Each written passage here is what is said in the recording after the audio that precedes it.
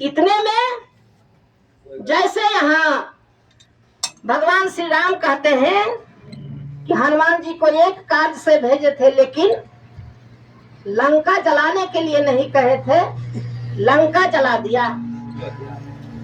हनुमान जी वहां से आए, भगवान के आगे कल जोड़ के प्रणाम किया और कहा, प्रभु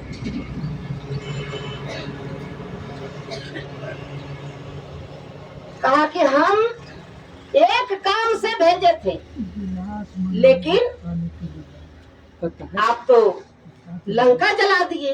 कहा, भगवान हम लंका नहीं जलाए हैं, लंका जलाया 5 आदमी मिलके, 5 आदमी मिलके लंका जलाया, और उसमें आप भी शामिल हैं। भगवान सोचने लगे, हनुमान क्या कैसे बेचित्र बातें कर रहे हो? कहा, हाँ प्रभु। कहा, ये उत्तर देना होगा। कहा, प्रभु कौन सा 5 आदमी है? सती का श्राप, पहला 1 नंबर में सती का श्राप, और विभीषण जी का जाप, और रावण का पाप, ऐसा करना तो, और पवन देव हमारा बाप, और आपका पुण्य प्रताप, यही 5 आदमी लंका को जलाया। भगवान सोचने लगे कैसे कैसे। पहला नंबर सती का श्राप जो है, भगवान भोलेदानी अपने पत्नी सती के लिए सोने का महल बनवाए थे, और रावण का पिता विश्वकर्मा मुनि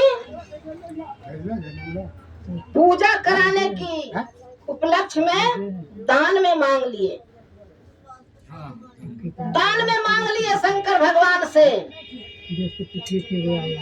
अखनियो ब्राह्मण लोभी हो छे, पूजा कराबल जेथौ ना तो तोरा देखथौ छपुरा पर कद्दू झिंगा फरलो छै कि नहीं, दुआरी पर गाय माल छै कि नहीं, पाभ जाबे गरिया दूध ले लेबे न तो साग सब्जी मांगे लेबे। अखनियो ब्राह्मण लोभी है तो सुरवेश लोभी है। जैसे आया सोने की महल देख करके ब्राह्मण को लोभ हो गया।